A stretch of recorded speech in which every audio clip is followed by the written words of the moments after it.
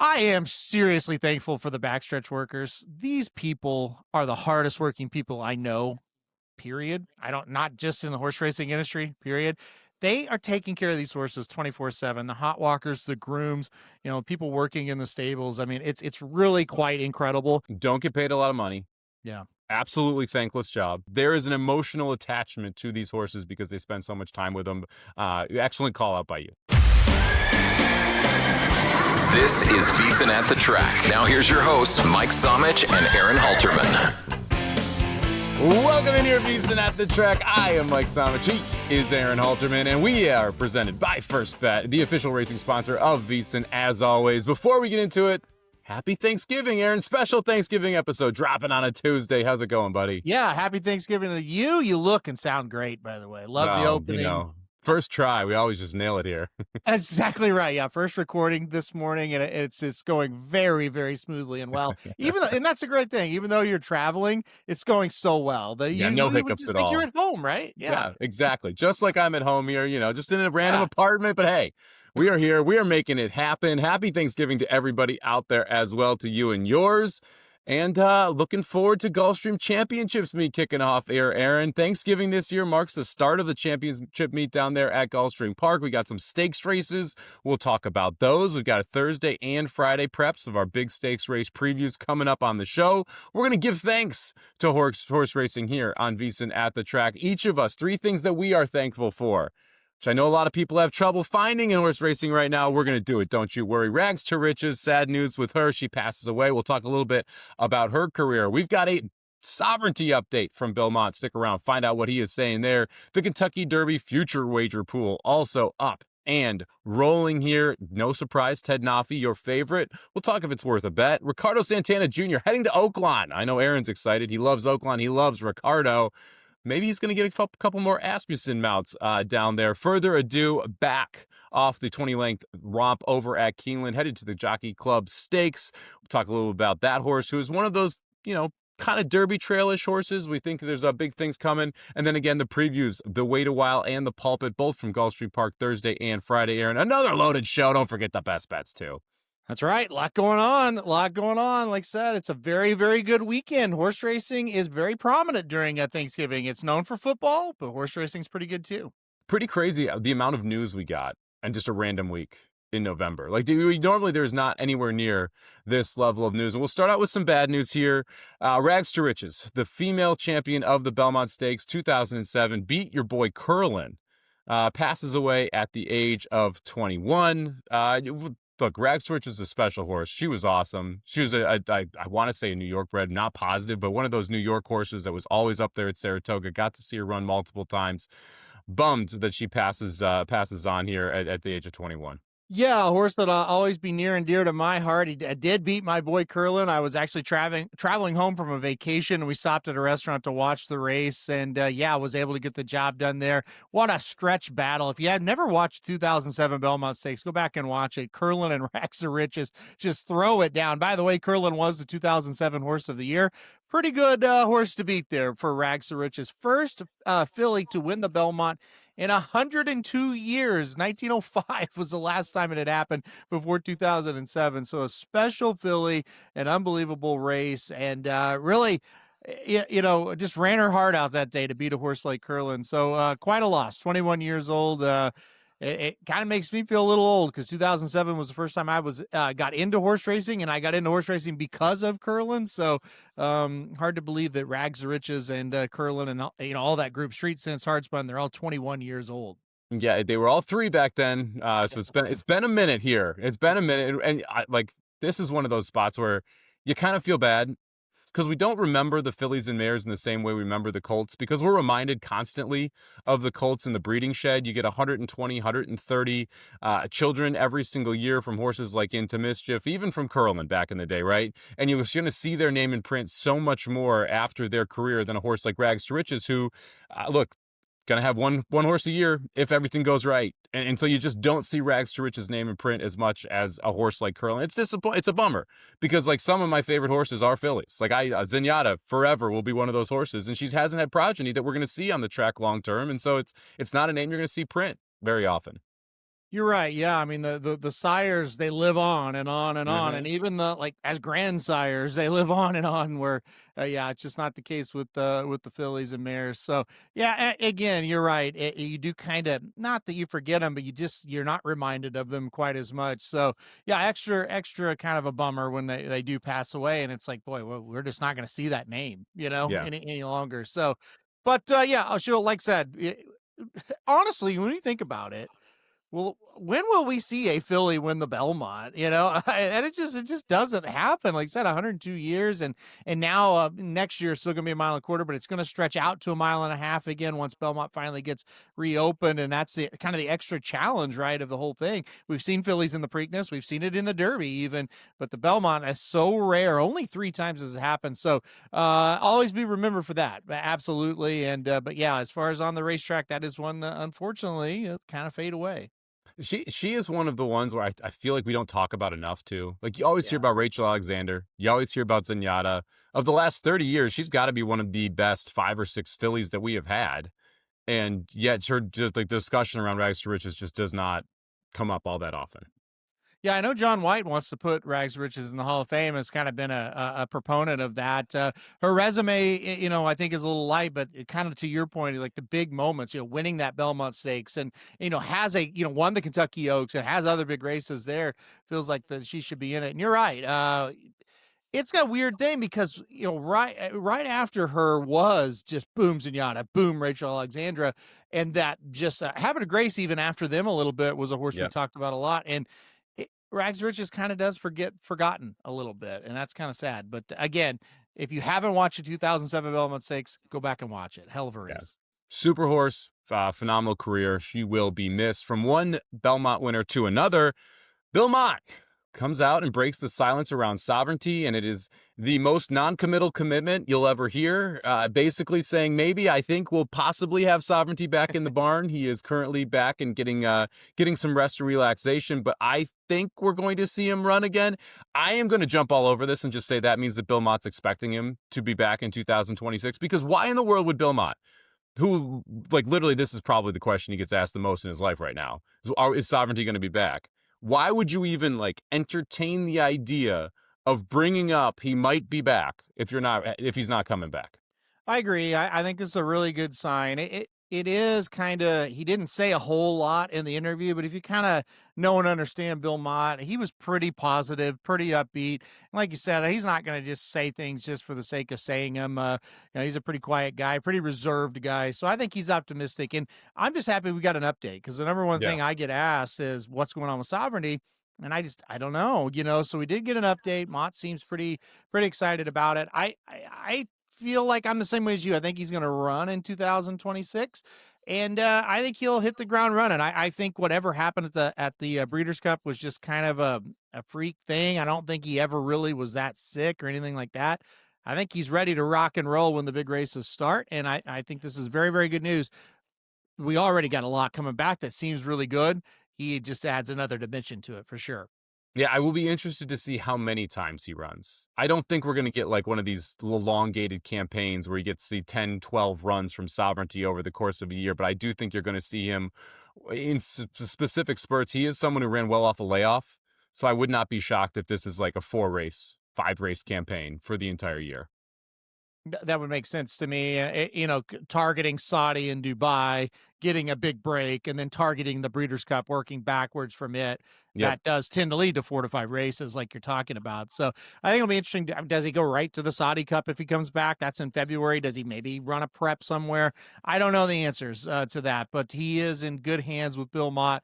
Bill Mott knows how to handle a horse, so he'll get it figured out. But I'm with you. You're not going to see this horse every month, right? It's going to be few and far between. They're going to target the races that are worth the most money, which they should with a horse like this. To that point, if you have sovereignty running at your local track, if you can get up to Saratoga and he runs at Saratoga, if you're like Keeneland's going to be the Breeders' Cup this year, if you can get there, go get, like, this is an opportunity. There's not going to be a lot of them. I don't think we're getting a 5-year-old season out of sovereignty. So maybe 3 more races, 4 more races in the U.S. If you get the chance, go check that out. From one Kentucky Derby winner to a Kentucky Derby pool, the transition is just so easy today, Aaron. We've got the future pool in the Kentucky Derby out. Ted Noffey Your favorite, 6-1, not a surprise, wins the Breeders' Cup Juvenile. Your actual favorite is all other horses because right now only 21 horses are usually in these pools, and then you have the all others. I'd say the all others is a pretty good bet right now. However, it's like 3-5, so don't do that. Don't bet 3-5 and tie up your money. 4 months. Aaron, Ted Noffey, 6-1, or anybody else in the future pool, worth it? No, not for me right now. Ted Noffey or any horse of that nature at 6-1 in November for a race running in May. That is not for me. I will see kind of how things unfold with the Stars of Tomorrow card at Churchill Downs on Saturday. Maybe you see somebody, maybe it's not somebody that wins the Kentucky Jockey Club. Maybe it's somebody else. You're like, yeah, we'll take a little bit of a flyer. At this time of year, you want to be looking for longer odds, right? You want to be looking 20 to 30 to 1 because the whole idea of this, get ahead of it, even higher, 50 to 1, whatever. We started 50. We started 50 in these But pools right now. you want to get ahead of it. You want to be, okay, here's a horse. I think this horse may make a little bit of a run. Might be 10 to 1 on the day of the race. Let's get it at 50. Might be 8 to 1. Let's get it at 40, 50, even 20 or 30 is fine. But you've got to understand when you're making wagers into this pool, there is so much that can happen in 6 months. The horse could not be as good as you think, and that is number one what could happen. It's very hard to predict that. But the other big thing is the horse could be as good as you think and get injured in February, get injured in March, and not in the race. So there's a ton of liability, so you want huge odds at this point. I want to say it was the Mays year, so 3 years ago. The first Kentucky Derby pool had one horse that ran in the Kentucky Derby that was listed. Like, it's just, it's hard. It's hard to be right about this stuff months in advance because you have to gain the points. You have to be healthy. You have to go through the prep successfully. Like, there's all these things that have to go right. And then, oh, by the way, you're in a race with 20 horses, right? Get 50 to 1 or higher. That's the bare minimum right now. And I would like 100 to 1 or higher, but obviously it doesn't always work out. Even if you're a huge Ted Noffey person, you're watching going, he's going to win. Okay, he's 6 to 1. Think of it as a parlay. What things have to happen to parlay together to get into the winner's circle? Well, and also he's 6 to 1 in November. He'll be 3 to 1 probably, or 5 to 2. Even if he's a strong favorite, that's usually what you get in the Derbies, about 5 to 2. And he's running, and you're getting 5 to 2 versus it's November, and you're getting 6 to 1. Just betting the day of the race. There's no value in betting Ted Noffey right now in this pool. No, there's not. Just put your money in the stock market, put your money in Bitcoin, whatever you think's going to go up, and then put $20 in that, and then whatever's there, bet that on him. You'll have a better finish in the race than if you just bet the $20 now on Noffey. All right. Let's move ahead here. We've got Ricardo Santana Jr. announcing he's heading to Oaklawn on December 12th. Thoughts on Ricardo returning to the old stomping grounds where he and Steve Ashton used to dominate? I don't know why I thought this might be questionable because he is fantastic at Oaklawn and always has really good mounts. For Asmussen for sure, but he's got other barns as well. But he was riding so well in New York, I thought, I wonder if he tries Aqueduct or goes down to Gulfstream. Because you know what he's doing really well in New York? Riding on the turf. And you know what isn't at Oaklawn? A turf course. So I make fun of that regularly. Yeah, I'm aware. I know. Yeah. He used to, because he was just so dominant at Oaklawn, he is like, oh, turf, he's terrible. But he's actually a really good turf rider all of a sudden in the last couple of years. So I thought there might be a chance he might not come to Oaklawn, but it sounds like he's going to. The business probably just too strong for him down there. So I get it. I'm not shocked, but at the same time, I was kind of curious. So when I heard that news, I thought we should bring it up. And we should also bring it up because we've kind of brought up the last couple of shows where these jockeys are going to head. Oaklawn's looking pretty strong now, getting Ricardo and also Luis Saez, we talked about last week. So, not shocking, but interesting that he is going to go back to Oaklawn. Makes it an easier decision when you've got close to six-figure purses for Archie breds running there at Oaklawn, as the purses have gotten higher and higher there.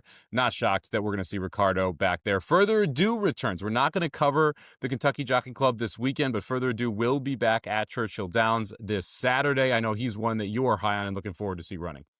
This is a very exciting race. Yeah, I just wanted to mention it because we're going to be very Gulfstream heavy here coming up, and we got to talk about what we're thankful for. But Further Ado, a horse that won by 20 lengths last time out at Keeneland, breaking his maiden, going 1 mile and a 16th. He had 2 maiden races at Saratoga that were very average, they really weren't even average. They were lackluster. Those were around one turn going shorter distances, now stretching out to that mile and 16th at Keeneland. It was able to get the job done. Running in the Kentucky Jockey Club, that is a mile and 16th race. Super excited. Irad Ortiz was on pretty much what I think will be two of the top choices, and he chose to ride Further Ado. I thought that was a very good sign. This is exciting. He received a 98 buyer for that win at Keeneland. That's what Ted Noffey got for his win in the Breeders' Cup Juvenile. So therefore, look, if he goes out and runs a 98 again, we got a 1A and a 1B instead of a, whoa, here's a big time one, and they all are kind of trying to catch him. If Further Ado can do it again, he's going to be right up there with him. So a very exciting race to look at Saturday, and all eyes will certainly be on him. Now, you mentioned Future Stars Day there at Churchill Downs. Always a fun day for the debuters as well. So keep an eye on some of those 2-year-olds that are debuting. They may matter in the 3-year-old Kentucky Derby hunt. Looking forward to getting through all the preps here. Excited to have a VSiN at the Track full Kentucky Derby season.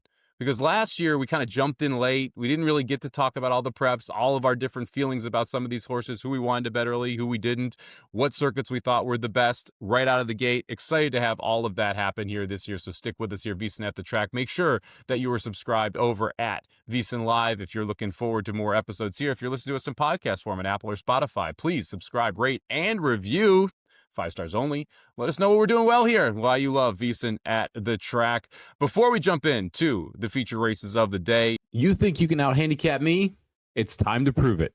That's right. Out-handicap me, Mike Somich, to win your share of $5,000 over on First Bet. All you have to do is enter your selections into 5 stakes races on December 6th. And if you have a bigger bankroll than I do at the end, you'll take down a share of that grand prize of $5,000 courtesy of First Bet. Make sure you turn into VSiN at the Track to get all the details over the next couple weeks here as you try and beat me, Mike Somich, and win your share of $5,000. First Bet is not just about placing a bet. It's about helping bettors of all levels with proprietary AI handicapping tools that provide data-driven insights to help you make smarter bets. First Bet's in-app tools give you win, place, and show probabilities for each one runner so you can quickly and easily identify good value plays and improve your ROI. Right now, take advantage of their limited time offer, $250 sign-up bonus. To claim your bonus, use promo code VSiN250 when you sign up at FirstBet or firstbet.com. That's promo code VSiN250, the number 1, STBET.com. That is $50 better than the boilerplate offer as well. So make sure you use promo code VSiN250 when you sign up over at FirstBet there. All right, Aaron, let's jump into it. Thursday, race number 8, the final race on the card. We're going up 7.5 furlongs on the turf for 2-year-old fillies in the wait a while, $100,000 stakes to kick off the stakes card over there at the Champion Meet down at Gulfstream Park. Who do you like here in the wait a while? Oh, I love how you said, who do you like here? Just like Pete Aiello, track announcer there at Gulfstream Park. Who's excited for Gulfstream? Me. I love Gulfstream, man. Listen, you and I are, you probably even bigger than me, but I love it too. We're probably the 2 biggest Gulfstream Championship Meet fans out there, other than maybe Pete Aiello, the racetrack caller. So it's great. I love this. Yeah, and this is a good way to kick it off here, 2-year-old fillies. Man, I don't know how to say the horse's name, but I do really like the number 5. How do you say it, Mike? Let me know. I'm not the one who pronounces things here. Sister Trioni. Okay, number 5, Sister Trioni. I like that. That's about as good as any. Yeah, I like number 5, Sister Trioni. Come on, you gotta be, like, if you're gonna pick a horse, watch the replay, Aaron. Come on, what are we doing here? Hey, don't talk logical to me, okay? First of all, you can't find Churchill Downs replays anywhere. Thanks a lot. That's fair. Yeah, and second of all, Keeneland, I don't really trust the track announcers' pronunciation. Sister Trioni, the 5 horse. I like this horse quite a bit. Debuted on the dirt at Ellis and did nothing. But, it's kind of more bred for the turf. And here you go. You get to the turf. And 2 races back, went 8 furlongs there at Churchill Downs, won the maiden special weight by 4.5. And then stretched out to 8.5 furlongs in the next start in an allowance at Keeneland and won by 3.5. Both races, I thought, did it very smartly. And what I mean by that is, had enough forward speed to get ahead of most of the horses, sat in 3rd, 4th most of the race, and was patient, wasn't pulling on the rider, turned for home, and boom, buried them both times. I love that. That is how you the easiest way to win races: tactical speed, but not headstrong, and be able to bury him when you turn for home. I really like the 5 here, Sister Trioni. So let's go number 5 on top in this one.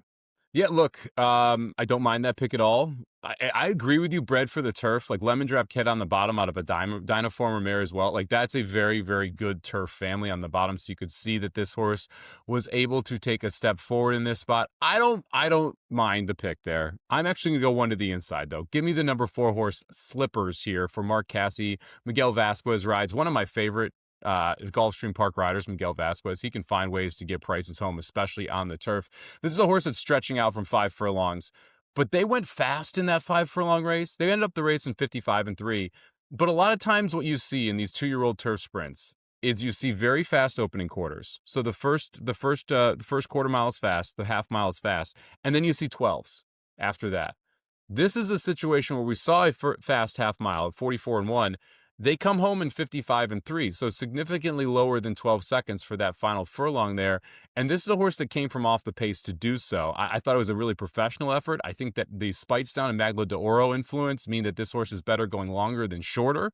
So that win at 5, I think, is going to be a good stepping stone up here to 7.5 furlongs. Love the connections.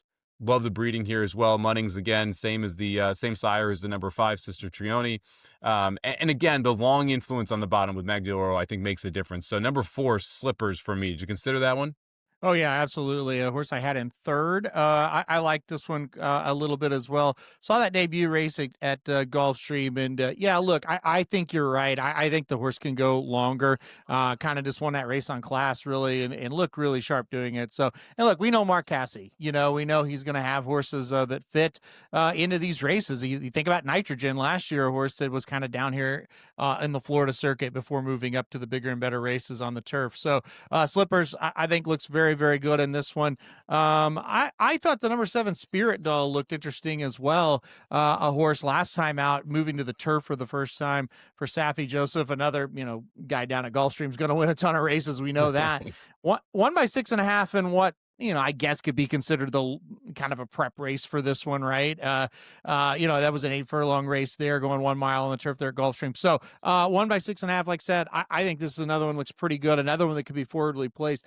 This is not an easy race whatsoever. I think there's some very good horses in here. We haven't even talked about Brad Cox's horse, the 1 in here as well, Amber Glenn, who I think has talent. So it's a pretty good race. I could see Slippers getting it done. I could also see the number 7 Spirit Doll get it done as well. Yeah, I'm glad you mentioned the number 1 Amber Glenn.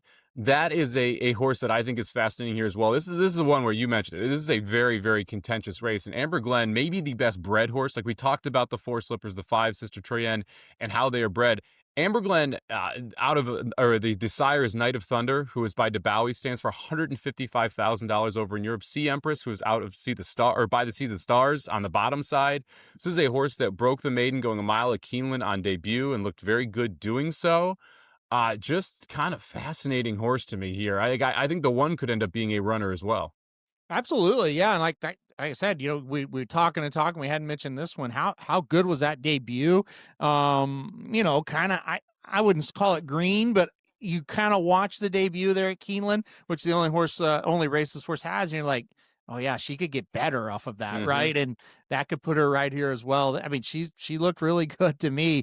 1, 4, 5, 7, they all I think are very interesting. You go down the list, maybe there's a little bit of drop off past those 4, but there's still some interesting horses, some nicely bred horses in there as well. Backgammon was a horse, a maiden special weight winner last time out at Keeneland as well. Second time on the turf, another Mark Casse runner that gets Amicio Jaramillo aboard, a jockey you're going to look for here at Gulfstream. And again, that's a horse I've gotten 5th, and it's like, yeah, that horse looks decent. This feels like a loaded race, which is interesting because, our 2-year-old fillies, they really weren't that good at the Breeders' Cup, like on the turf I'm talking about. But you look at this, it's like, no, maybe we're kind of coming to the party late here because these horses, they look like they got a big future. There are a couple in here that I think could have a big time future. I also I'd be remiss if I didn't mention the 3 Our Slew of Cash here for Safi Joseph. Like you said, going to win a ton of races down here. That Kentucky Downs race has been incredibly productive. The winner, third out horse, both win back. It's just been one of those races where we have seen very, very good horses come back. Imagination the Lady went back and won a grade 2 at Keeneland. Then we saw our Slew of Cash come to Gulfstream Park, get a win over this local racetrack in what I thought was a very impressive race. And now we're running a graded overnight stakes race here. I think the 3 live as well. This is just a very, very wide open race. I wish we had morning lines, because I would love to see some of the prices on these, because this is one of those spots where I wouldn't be willing to take 5-2. I wouldn't be willing to take 2-1, right? I'd want to find a little bit of a price, because I do think there's a ton of talent in this spot. Yeah, I agree with you. And also, you kind of, I say, hey, you kind of need to go deep in here, but I don't know what the lines are going to be either. But I think if it mathematically makes sense, you need to kind of go a little bit deeper in here. I don't know. This is going to be a hard morning line to make. Yes. I think the 5 will be favored off 2 wins, but I don't think this horse should be like a heavy favorite. And so, go ahead. I agree with you. I think the 5's going to be around even money. Man, and okay, then I may have to switch you know what I mean? Because it's like that horse is not a big enough standout to be even money. I'm thinking more like 2-1, 5-2, but could be wrong. Let me check. So I think you're going to see maybe 6-5 even money on the 5, and I think the 7's going to be 5-2 ish. Okay. Well, and so that I have a feeling you're not going to love the price you're getting there. I'm checking to see one of my tools here real quick for estimated odds in this race. But yeah, I think you're going to get a pretty short price. Okay. Well, two nice wins in a row. I guess that does make sense. We'll just have to see how that shakes out. But like I said, it's a very interesting race. Yeah. I mean, one of my I've got one that has projected at 7-5. Yeah, that's what I'm seeing as well. Probably looking at the same tool. 7-5 there on Sister Trio, and 8-1 on Slippers is the projected morning lines. Equinedge, good product if you're ever checking it out. I like the fact that they show us morning lines early. I assume that's the one you're looking at as well there. So that is race number 8 on Thursday, Gulfstream Park. The wait a while. I like the number 4, Slippers. Aaron, the number 5, Sister Trio. And although be careful on the price, as he wants to get a little bit better of a number if we do end up seeing a short price there on Sister Trio. And let's move one day forward here to the Friday card over at Gulfstream Park. Race number 9, the final race on the card. 2-year-olds going up 7.5 furlongs. This time the boys on the turf in the Pulpit, $100,000 overnight stakes. Who do you like here, Aaron? Yeah, another very good race here. I don't know that we have any real future stars here, but we might. I shouldn't. I'm not I'm not really down on it. But yeah, I went back and forth here for a little bit. I ended up going with the number 6 Sunrise on top in this spot here for Todd Pletcher. Interesting horse, broke the maiden 2 races back at Saratoga, and I thought looked pretty good in that race.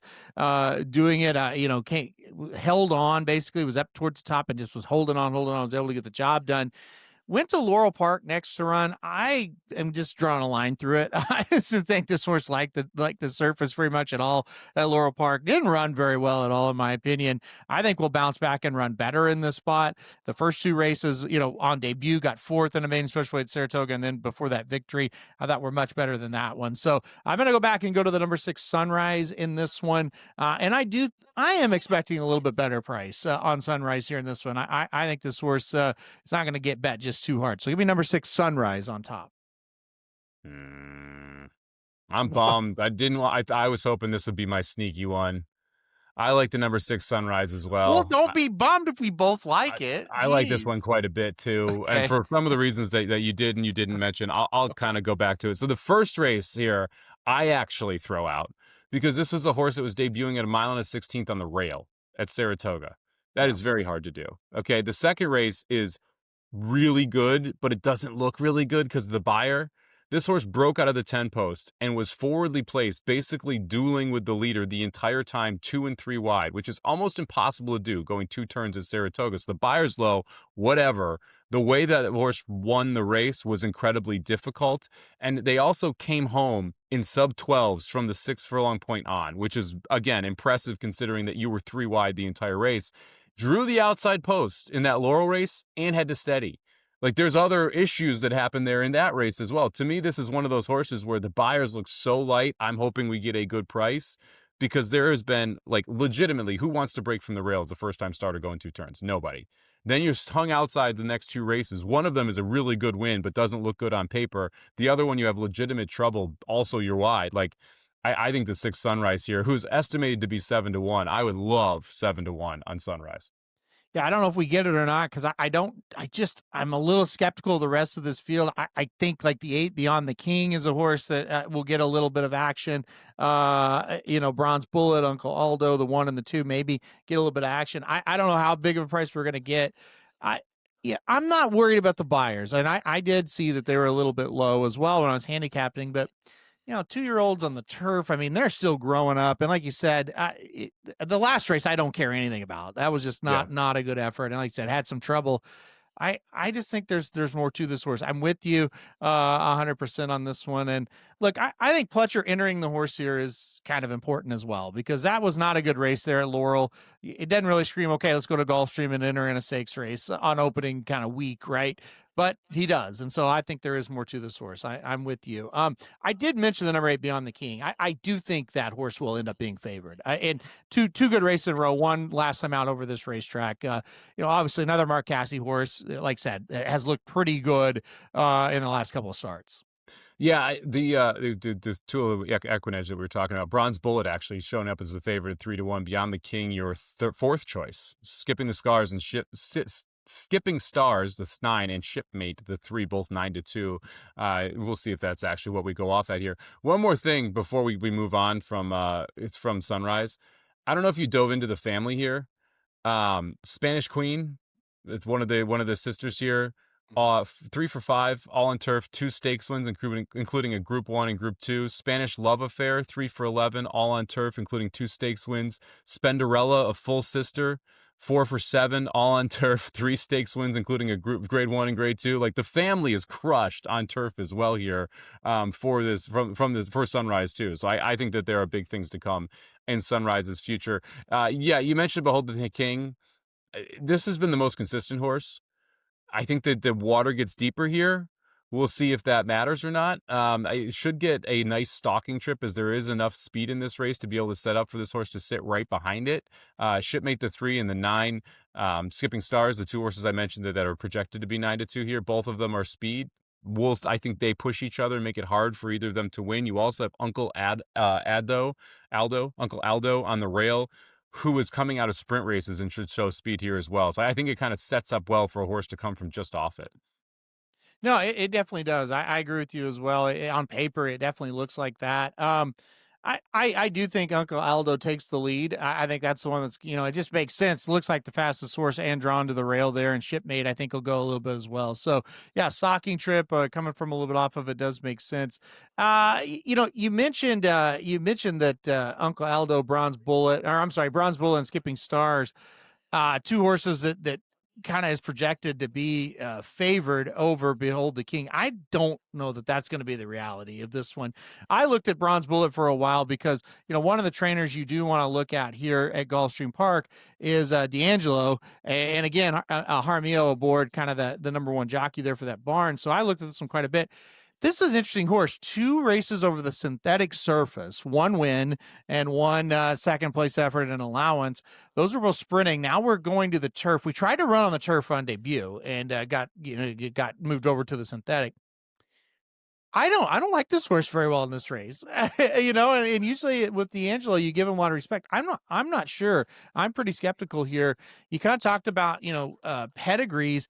This looks like a sprint pedigree to me with Bronze Bullet. So this is one I'm going to try to stay away from. And if it's a favorite, I think that's good news for us. Yeah, the sire did well on turf, but just the sprinting aspect seems better than the routing aspect, and we'll see if this horse is able to hang on late there. Bronze Bullet, the 2 horse, who I think is going to be your favorite or your second choice. Like, I agree with you. I think Behold the King probably gets bet here over Skipping Stars or over Shipmate, but I do think Bronze Bullet ends up taking some money. The buyer's also up there with some of the best that we've got from anyone inside this. One more horse I want to at least mention: A Million Dreams.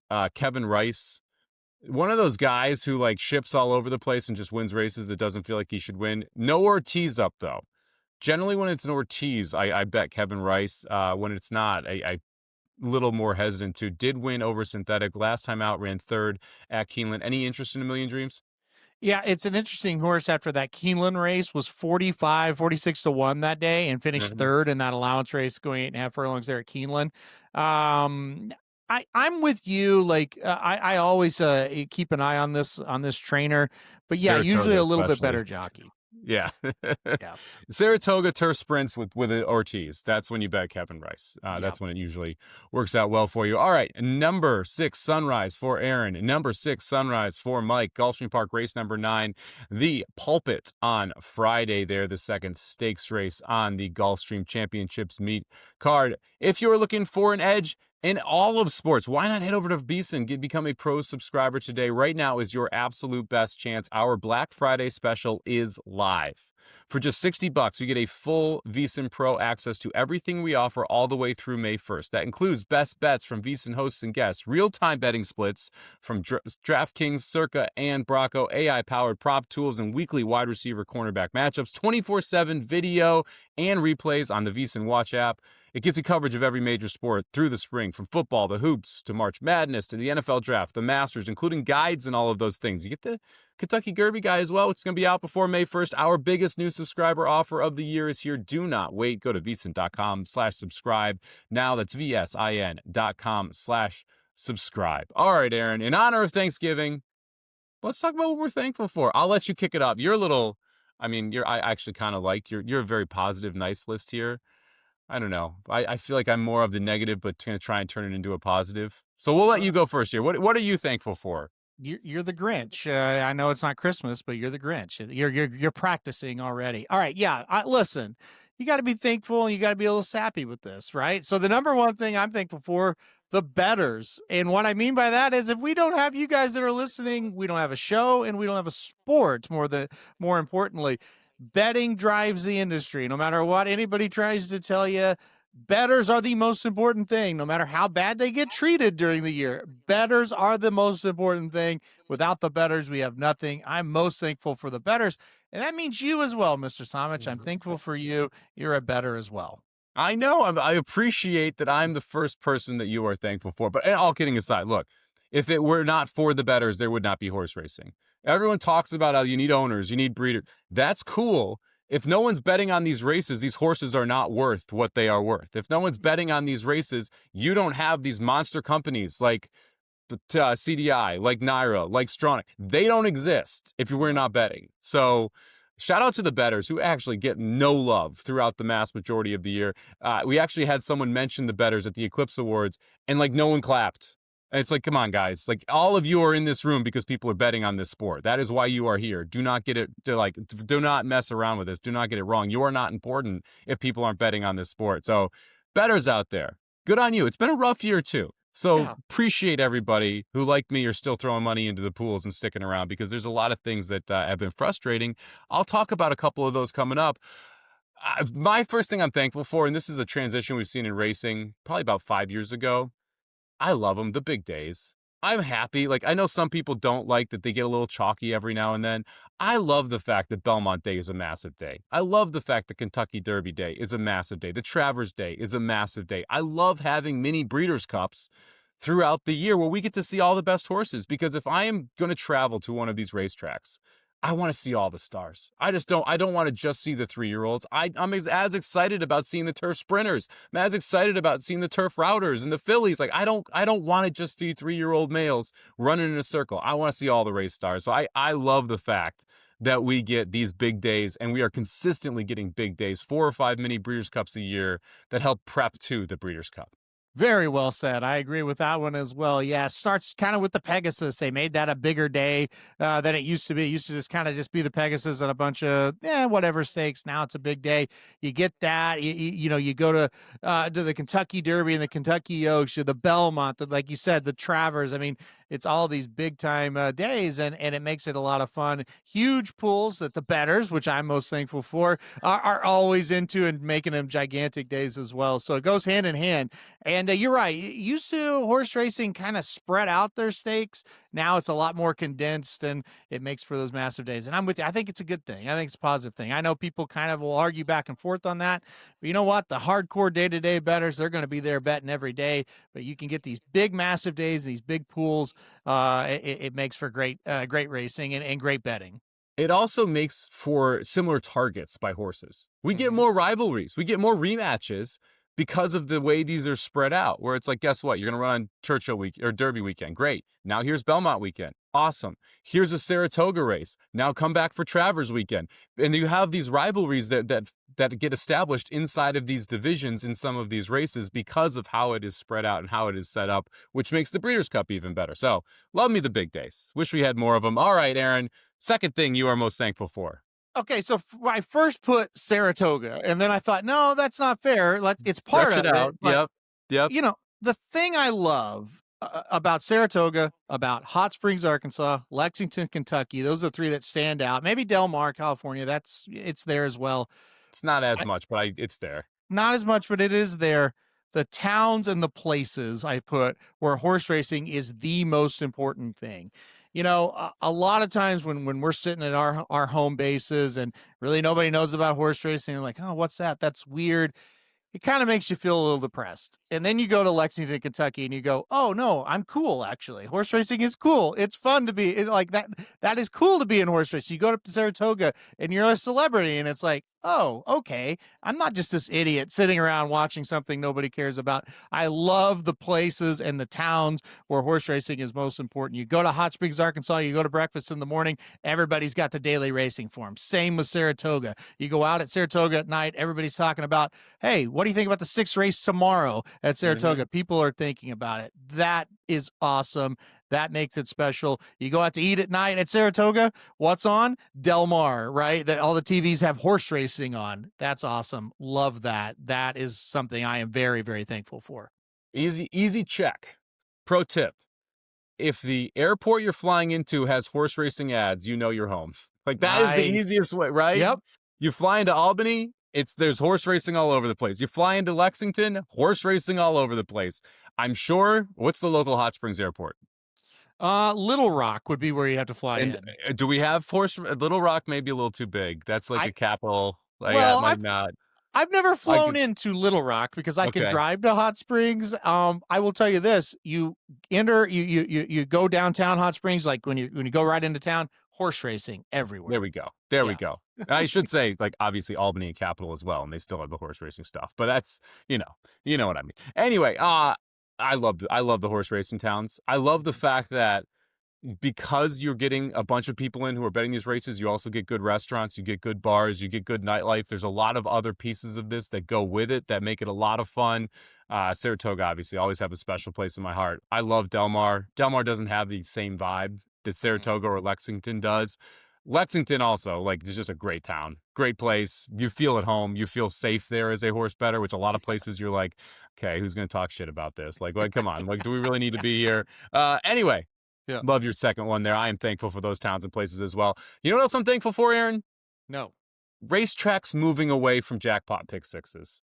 The number one thing that pisses me off in the world today is when I go on Twitter, and this is like a really first world problem. This is the number one thing that pisses me off. I go on Twitter and Churchill Downs posts pick six carryover, whatever the amount it is. I'm like, it is not a carryover. It is a jackpot bet. Jackpots are not carryovers. They are the only day they are carryovers is when it's mandatory payout. Stop saying you have a pick six carryover. You don't have a pick six carryover. You are lying to the people.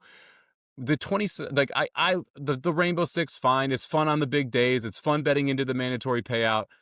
I like the pick six with $1 or $2 base. I like that Saratoga has gone to this. California has gone to this. Keeneland has gone to this. It creates more carryover days.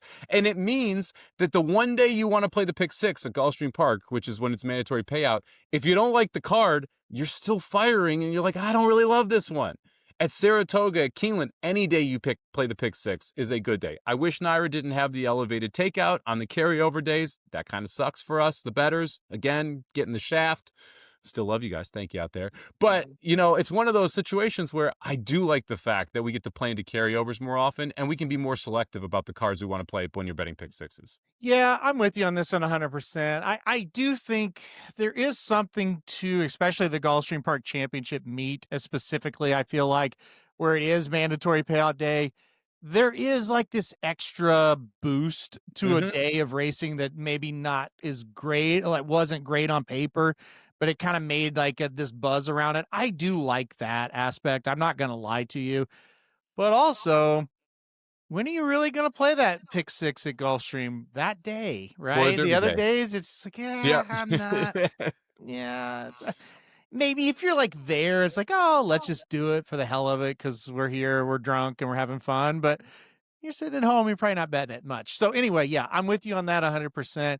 It does kind of create those kind of frenzies, so to speak. But yeah, and again, like you're more old school than me. You got into the meaning you got into the game earlier than me. We're the same age. It's not like I'm calling you old, but you got into the game earlier than me. But even back when I got into the game, that really wasn't a jackpot side wasn't a thing, right? I mean, and you're like, okay, we're playing this pick six, and we got to go short because we can't spend all this money, and it was just more of a challenge. Where now I just feel like it's a lot of just people are out there just throwing 10 horses in a race, and it's just like playing these massive combinations for all this money because they can play it for so cheap. It's like, I don't know, that kind of defeated the purpose of it, So anyway, I'm echoing what you're saying. I'm with you.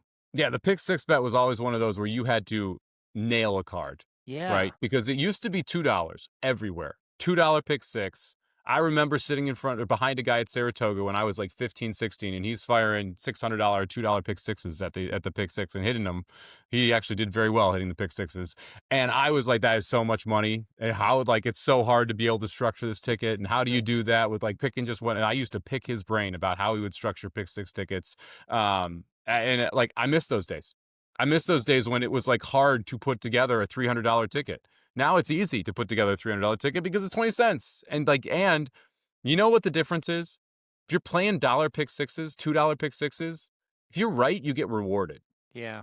Like the 20 cent, you can be right. And it's like, yeah, well, guess what?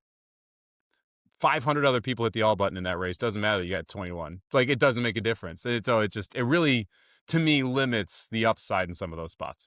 You're right. And you're telling this story, and I thought I really want to tell one story about this. This was back when Oaklawn had they called it the Classics, which is just a fancy word for pick six. It was $2. And they had a carryover. And we, I don't know how to really describe this to make it PG. We were feeling pretty good. We had been out all night, right? Yeah. And we remembered, oh yeah, they had a carryover, right? You had liquid confidence. Yeah, and so we got the DRF out, and we just, in our minds, like we're handicapping this thing hardcore, right? Yeah. And so we get a 48, right? We get a $48 ticket together. What? For $2? Yes, and I'll never forget this.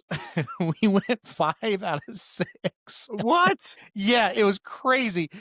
And I'll never forget how much fun that was. Because we were just like, okay, this like you just circled them in the past performances. Like, all right, well, let's just throw it in. We have to, right? We barely remember doing it. We kind of remember it.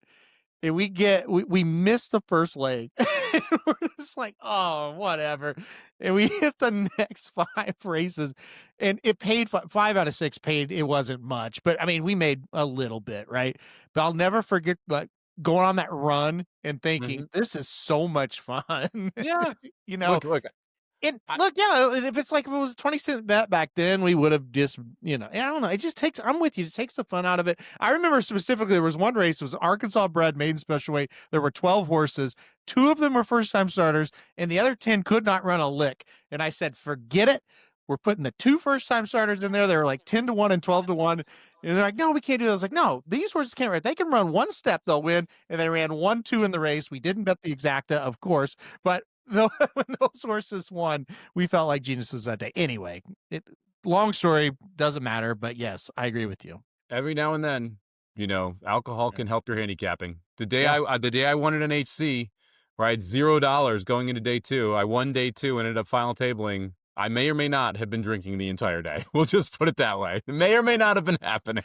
Well, it helped us at Gulfstream. The first day I met you, Yep. We may or may not have been drinking, and we did well on a pick 5 or pick 6 or something. I can't remember what it was, but anyway. It was a pick 6. We actually played the Rainbow pick 6 the day before it was mandatory because we wanted to try and scoop it, and we ended up hitting it, but not for a lot of money. But that was a lot of fun. A lot of Bloody Marys involved. We made a little bit on that. Yeah, we did. It was a couple $1,000. It was good. Yeah. We can't complain about that one. All right, last thing that you are thankful for, Aaron.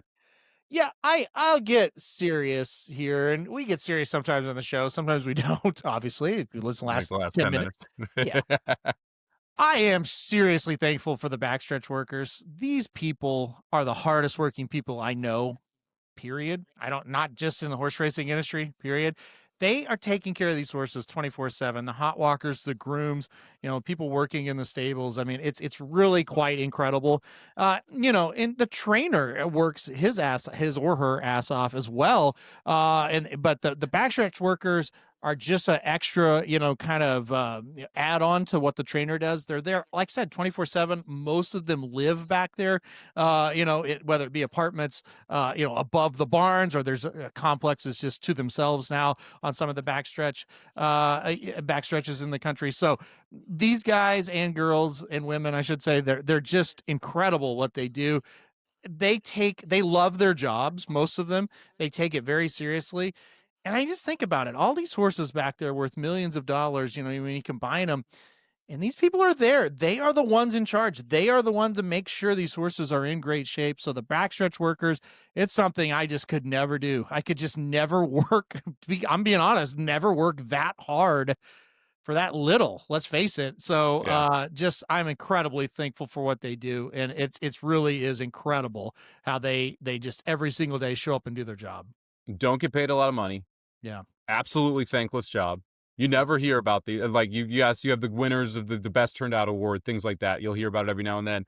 Some of the best videos on Twitter on Breeders' Cup weekend, Derby weekend, Travers weekend is the backstretch workers, the groom, the hot walkers rooting for these horses. Because they're like their giant puppy dogs in a lot of ways, where there is an emotional attachment to these horses because they spend so much time with them. Excellent call out by you. Because they do not get thanked enough. And the industry would not exist without the backstretch workers. That they are a very vital part of this entire process. Yeah, you're right. And if you're ever at a racetrack, go stand out kind of by the winner's circle on the rail. That's usually where a lot of the people, like the grooms or the hot walkers, will stand. And you're right. They live and die with these horses and what they do. You even the winners, obviously they'll get excited, but even if that horse that they've taken care of runs second, run third, the pride they show, you can see it. You can see it all over their faces. Yeah, very, very cool there. Good call out there. All right, last one for me. What am I thankful for? This was a little interesting. I know you saw it in the rundown. You're like, what the heck is he going to say here? I am thankful for the CAWs coming to the surface. And what do I mean by that? I mean, we need to address this issue for decades. Like, literally, this has been a problem for over 10 years, and people don't really know that. They kind of just know that this has happened in the last 2 years, and it's been an issue. We have more people talking about computer-assisted wagering, the issues and the advantages that they have over your everyday bettor with the rebates that they're able to get, the access to the pool that they're able to get, the ability to make literally hundreds of wagers in a second, things that we cannot do as regular bettors, rebates that we'll never have access to no matter what we do as regular bettors. All of these things are one of the major problems in horse racing. But the fact that this one is coming to light, and so many people are talking about this, gives me hope that we actually address other major problems inside horse racing as well. This isn't the only one. But and I realize that a lot of people are upset about cause, and I am as well. I'm not happy about the win pool changes, the exacta prices that we're getting, the trifecta prices we are getting. I am happy there is an actual conversation happening because of that happening, right? We have not had actual conversations in horse racing of how to make it better, what needs to change, what needs to happen in years. So the fact that that we are seeing major people with influence, and I realize they're not like huge horse racing people, but people like Dave Portnoy tweeting about this actually matters. It makes people pay attention and realize what is going on. People inside the industry have been tweeting about it for months. I don't want to take away from what they've been trying to do to make sure that there is awareness around this issue. But the fact that we're actually seeing racetracks and possible legislation around CAWs is something that, like, progress in horse racing we've never seen. So I'm happy that all of this stuff has happened, because it gives us the opportunity to take a step forward and figure out what's next inside horse racing. So I realize none of us like the CAWs. None of us like the advantages. But they may actually help us in the long run push the sport forward. Yeah, I think it's a good way to put it. I did read the Dave Portnoy article where he's like, "Yeah, I'm not going to bet it as much, because I can't compete with these CAWs." So I think it's good, and I think you're right. I mean, we as an industry and a lot of industry leaders have kind of been yelling about this for a while, but I feel like at times when you're within the horse racing industry, it's kind of just you're yelling into an empty hallway at times. You're yelling into your bubble. Yeah, and it's not getting through. But when somebody from the outside with influence that is, I mean, Dave Portnoy is a horse racing guy. I mean, he was out at Del Mar. He had a horse he owned, I believe that was Go Grace Stables, Miss Watermelon. Yeah, on Monday, I believe she ran anyway. And so, yeah, he's big into it. Like, you go to Saratoga, you usually see Dave Portnoy. He's usually there. Yeah. So he's at BCBC almost every year. It wasn't this year because of the Fox Big Noon Kickoff, but I've seen him at Del Mar multiple times. Yep, absolutely. So, look, he's a guy that I think, however you feel about him, and I don't have any problem with him, to be honest, to be clear, but however, he's kind of polarizing guy. However you feel about him, he is a guy that has a lot of influence, and when he speaks, people do listen. So I'm with you. Yeah, it makes sense. Kind of how you're saying. Listen, we never, like you said, we've known about him forever. We've never really had a talk about him until this year, I feel like, or maybe a little bit of last year. So anyway, Mr. Negative, but I agree with you. I mean, it's been like 20 years that they've been around. People think it's the new thing. And it's like, no, they've been around forever. It's just when the general population's handle goes down and their handle goes up, it creates an extreme spike. And all of a sudden you are seeing the results of that. That leads into the conversation of why is the general population handle down? Why do racetracks need this to survive? Like, all of those things are important things that horse racing needs to deal with.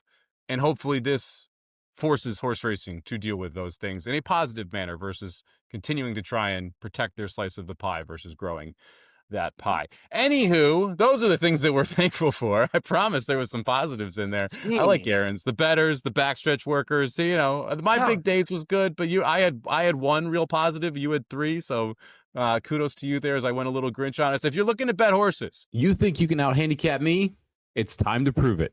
That's right. Out handicap me, Mike Somich, to win your share of $5,000 over on First Bet. All you have to do is enter your selections into 5 stakes races on December 6th. And if you have a bigger bankroll than I do at the end, you'll take down a share of that grand prize of $5,000 courtesy of First Bet. Make sure you turn into VSiN At The Track to get all the details over the next couple weeks here as you try and beat me, Mike Somich, and win your share of $5,000. Make sure you bet over at First Bet. They're our presenting sponsor of this podcast. You can go over to firstbet.com or sign up at the First Bet app. Use promo code VSiN250, get $250 sign-up bonus. That is better than the sign-up bonus that is offered there on First Bet's site. So make sure you use promo code VSiN250 when you are signing up. Aaron, we always close the show with our best bets. I'll let you kick it off. You've got a best bet from Gulfstream Park on Friday. Yeah, Gulfstream heavy on this show. Gulfstream Park on Friday, race 8 on the card. This is a horse that is a best bet in the past that I'm bringing back. Had success with this horse. The number 3 at Tendre will be the horse I put as the first best bet here. 3 races back, won a 12.5 claimer. 2 races back, won an $8,000 claimer. Last time out, claimed by Safi Joseph 2 races back. And then last time out, tried to move this horse up to a much, much tougher race. It did not go well, but now we're back to a 6.25 claimer here. This is where this horse needs to be. This is where this horse will win races. Lone speed, big time on paper for me in this race as well. It looks like there's no other speed in this race. So Gulfstream Park race 8, give me the number 3 at Tendre. I'm going to go to Friday, and I'm going to go do something we don't do a lot, Aaron. I'm going to take a first-time starter. Race number 1 on Saturday's card at Gulfstream Park. Race number 1 here, Saturday's card. The number 2, Break Up. 5 furlongs on the turf here. And this is a horse trained by Brendan Walsh. It was a very good first out number, 17% with a $2.45 ROI by the sire Sioux Nation. We don't hear a lot about Sioux Nation because Sioux Nation is a sire mainly over in Europe. If you look at his top 20 progeny, almost all of them have run over in Europe. All of them nearly all of them, I shouldn't say all, win first or second time out. Very, very precocious sire here. They gets young horses home. A lot of those sprinting as well. This is a horse that's been a very good sprint sire. You have sprinting on the bottom side. You've got a 59-4 workout last time over this turf course at down there in Florida for Walsh. Zaya steps aboard.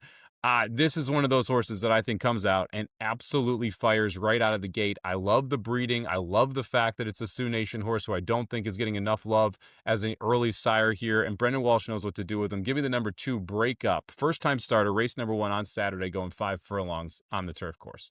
Yeah, I think this is a good pick. I don't have the horse on top, but I do have the horse top 4. I think this is a horse you're gonna have to use on your exotics for sure. When you said first-time starters, I thought it might be the number 3 Tossing, a first-time starter for Mark Casse that I also think looks like could be a horse that's pretty quick out of the gate and could make a little bit of an impact here as well. This could be a good race to take a first-time starter, or I think it is a good race to take a first-time starter. The number 7 Epic Lady Luck's probably going to be the favorite. This horse has been beaten at shorter odds. 2 races in a row looked like had the race won and got beat late in the stretch. Kind of shows me, this horse can be beaten by one of these horses that are going to start for the first time. Like I said, 3 Tossing makes sense too. I do agree 2 Break Up makes sense as well. Yeah, the 1 and the 7 Chance to Party and the 7 Epic Luck Lady both go and both have quit. Like it feels like they both just burn each other up, and it's one of these firsters that come from off the pace to be able to get the job done. I'm hoping I get a decent price on the 2 horse. I agree, the 3 Tossing, not a bad look at all. Like if you want to go 2-3, try and start a pick 5 short here. I don't hate that idea.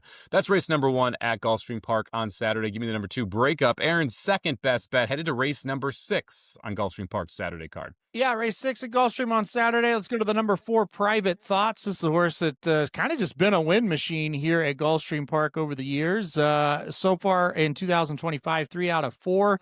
4 out of the last 6 here. Moving back to synthetic surface after running on the turf the last couple of races. I like this spot, though. 3 races back, did win a race over the synthetic surface by 2 lengths. Another horse that has a lot of early speed, and I like that as well. I don't think this will be on the lead. I think Private Thoughts will kind of sit just behind the number 5 Prevent and second and pounce at the top of the lane and get the job done. This is another one. Good early speed, but not headstrong. Can sit if needed, if need be, and if nobody goes, can take the lead and take him gate to wire. So like the versatility. So I'm going to go Gulfstream Park on Saturday, race 6, number 4, Private Thoughts. I'm glad you picked this race and this horse because a lot of people, for lack of a better term, well, I'm not going to say that. They complain about the synthetic course at Gulfstream Park. I love the synthetic course at Gulfstream Park. Here's a quick reason why. Speed, going 5 furlongs and 5.5 furlongs. Middle of the pack, going a mile plus. Like, that's all you need to know. Like, it's almost impossible to go gate to wire unless, like, there's, like, KC Chief and a couple horses that are very good at it at Gulfstream Park for some reason. No clue why they can do it and no one else can't. Unless there's rain in the racetrack. Then you can go gate to wire on the synthetic. Outside of that, just you want speed on the 5.5 furlong races. You want stalking horses or closers going a mile and plus, right? It is really it's that simple to handicap that racetrack. I'm surprised more people don't realize that there's that big of a bias in it. Yeah, I don't know why people are scared of synthetic racetracks, but they kind of are. I'm hoping that fades a little bit. I think this has been great for Gulfstream because when it rains, you can just take it down the synthetic and you don't have all the scratches. So I think it's been really good. And I'm with you. Like, I have no problem betting synthetic races at Gulfstream. Like, none. I don't. It is more consistent of a racetrack than Saratoga's dirt. Yes, and I think it's more consistent than the other surfaces at Gulfstream even. Yes. Yeah. Like it's easier to hate. Like I know exactly what I'm looking for no matter what happens because there are specific things that happen when it rains, when it doesn't rain. Like it is in my mind one of the easiest courses to handicap in America. Yep. And yet people are just like, I hate the synthetic. It's like, well, it's better. I kind of love it because it's really it's really consistent. Like I just kind of know what to look for. All right, second best bet for me. I'm gonna head to the turf course 1 race after Aaron. Race number 7 here on Saturday's card. Give me the number 3 horse Spirit Prince in this spot. This is a horse that coming in from Miguel Clement, this is a race that I don't know about you, Aaron, but it is just speed on speed on speed. The 1 wants to go, the 2 wants to go. There are horses to the outside here, and the man up front who literally wants to be the man up front, Eyes on the King, is going to end up going here. I wanted to consider the outside horse, Palazzi, I'm worried he's going to be a little too far back. Been going a mile and a quarter, mile and a half. This is 7.5 furlongs. So I'm going to go with the 3-horse Spirit Prince, who I think benefits mainly from the trip here. This is a Miguel Clement horse. We talked about Miguel Clement. I have a lot of faith in betting him. I think you get a decent price here. Been 6-1, 7-1 the last couple races. Should sit a good trip just off the pace. Should be able to make the first move, first run on the far turn, get the lead. Hopefully he's good enough to hold on. So give me number 3, Spirit Prince, race number 7 at Gulfstream on Saturday. I like this horse as well. This horse I'll put on top as well on Saturday. You mentioned Miguel Clement taking over from his dad here. Spirit Prince has always kind of shown a little bit. I thought the last 2 races were the best 2. Nice win at Monmouth. I thought looked very good there. The race at Kentucky Downs was pretty good. That was a much tougher race than the Monmouth effort. You able to almost get the job done. I got beat by 3 1/4. That's not too bad. Really tough race. Good spot here. I'm with you. All right, that's going to do us here for VSiN at the Track. Let us know what you're thankful for in the comments here over at VSiN Live on YouTube, or if you're watching or listening over on Apple or Spotify, make sure you subscribe, rate, and review. 5 stars only. And, say, hey, you're thankful for this podcast because, hey, we're here for you. We're trying to make it better, make the horse racing a little more fun.